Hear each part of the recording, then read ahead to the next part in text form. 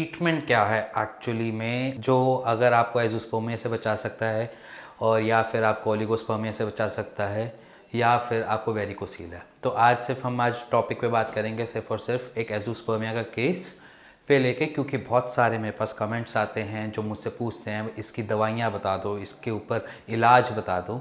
तो इलाज और दवाइयाँ हम आपको कैसे बताएं और किस तरीके से बताएं वो भी बहुत मुश्किल है। वो इसलिए मुश्किल है क्योंकि जो भी हम दवाइयाँ बनाते हैं, जो हमारी फार्मेसी में दवाइयाँ बनती हैं, वो एक पे नहीं बनती या सिंगल ड्रग पे नहीं बनती। मैं आपको बोलूं कि एक अश्वगंधा ले लो, उससे ठीक हो जाओगे। वो मल्टीपल दवाइयों की कॉम्पोजिशन होती है, बहुत सारी दवाइयाँ लगती हैं और एक गोली में तकरीबन 20-20 दवाइयों की लिस्ट होती है, वो लगती है। उसके बाद फिर दूसरी दवाई में अलग 20 होती हैं, तो इसलिए बहुत सारी दवाइयाँ हो जाती हैं। बट हमें उसको किस क्वांटिटी में देना है, किस अमाउंट में देना है कि आपके स्पर्मेटाज़ोआ सेल से वो डेवलप कर पाए, स्पर्म सेल्स में बन पाए। तो ये मुश्किल होती है हमको कि हम आपको कैसा इलाज बता दें। बट इसीलिए हम आज अपनी इस वीडियो में यही बताऊंगा कि आप इसका इलाज हमारे यहाँ पर कैसे ले सकते हैं। क्योंकि अगर आपको कोई भी क्वेरी है अपने माइंड में एज़ोस्पर्मिया के रिलेटेड या ओलिगोस्पर्मिया के रिलेटेड, तो नीचे दिए हुए नंबर पे आप कॉल कर सकते हैं, हमारे डॉक्टर से फ्री कंसल्टेशन ले सकते हैं, या फिर इसी नंबर पर अपने रिपोर्ट जो आपको मिली भी होती हैं या जो आपने टेस्ट करवा रखे हैं उसको शेयर कर सकते हैं इसी व्हाट्सएप नंबर पे, कि आप इन व्हाट्सएप पे अपनी फ़ोटो खींच के आप शेयर कर सकते हैं। बट उससे पहले मैं आज आपको बताने जा रहा हूँ कि आपका बेसिक प्रॉब्लम क्या है एज़ोस्पर्मिया में। जब आप पेशेंट बन जाते हो तो उसके पीछे लगती क्या है, ऐसी क्या दिक्कत आती है कि आप एज़ोस्पर्मिया में बन गए, और हमारी दवाइयाँ कहाँ काम करती हैं उसके बारे में बताऊँगा। तो सबसे पहले बात करते हैं हम कि स्पर्मेटोजेनेसिस प्रोसेस, जिससे आपका स्पर्म बनता है। और जब स्पर्म बनेगा तब आप एक फर्टिलिटी या फर्टाइल मेल पर्सन हो। तो वहाँ पर स्पर्म जो है वो पूरा प्रोसेस होता है, उस प्रोसेस को स्पर्मेटोजेनेसिस कहते हैं। और स्पर्मेटोजेनेसिस का प्रोसेस स्टार्ट करता हूँ। देखो, सबसे पहला प्रोसेस स्टार्ट होता है स्पर्मेटाज़ोआ सेल से। अब अगर आप अपनी रिपोर्ट्स देखोगे तो उसके नीचे कभी कभार लिखा होता है नॉट सीन स्पर्मेटाज़ोआ सेल्स, या प्राइमरी स्पर्मेटाज़ोआ सेल्स नॉट सीन, या सेकेंडरी स्पर्मेटाज़ोआ सेल्स नॉट सीन। अब इन रिपोर्ट्स में क्या होता है उसके बारे में भी बात करते हैं। स्पर्मेटाज़ोआ सेल्स दो कैटेगरी में डिवाइड होते हैं। पहली कैटेगरी आती है स्पर्मेटाज़ोआ सेल्स की प्राइमरी स्पर्मेटोसाइट्स, और सेकंड कैटेगरी आती है सेकेंडरी स्पर्मेटोसाइट। प्राइमरी स्पर्मेटोसाइट जो है वो आपकी एज के साथ, जैसे आप एज बढ़ रही है, आपकी ग्रोन अप हो रहे हो, उसके साथ साथ वो सेकेंडरी में डेवलप होता है। और जब वो सेकेंडरी स्पर्मेटोसाइट बनाता है तो वहाँ पर एक चेन डेवलप होती है, जिसमें हम कहते थे कि सेकेंडरी स्पर्मेटोसाइट जो है वो डेवलप करता है आपके स्पर्म सेल्स को। ये पूरा प्रोसेस होता है आपकी, जो जब से आप बड़े हो रहे हो, आपकी एजिंग टीन एज में जब आते हो, तो उसके पीछे कुछ और काम भी आते हैं जो ये प्रोसेस स्टार्ट करता है। उसके पीछे आपके आते हैं हॉर्मोन्स काम, जिसमें हम कहते थे उस हार्मोन का नाम होता है टेस्टोस्टेरोन। अगर टेस्टोस्टेरोन आपकी बॉडी में बनता है, बढ़ता है, उसी वजह से आपके स्पर्मेटोजेनेसिस प्रोसेस भी स्टार्ट होता है। उसी हिसाब से आपके स्पर्मेटोज़ोआ सेल्स जो है वो डिवाइड करते हैं प्राइमरी स्पर्मेटोसाइट में और सेकेंडरी स्पर्मेटोसाइट में।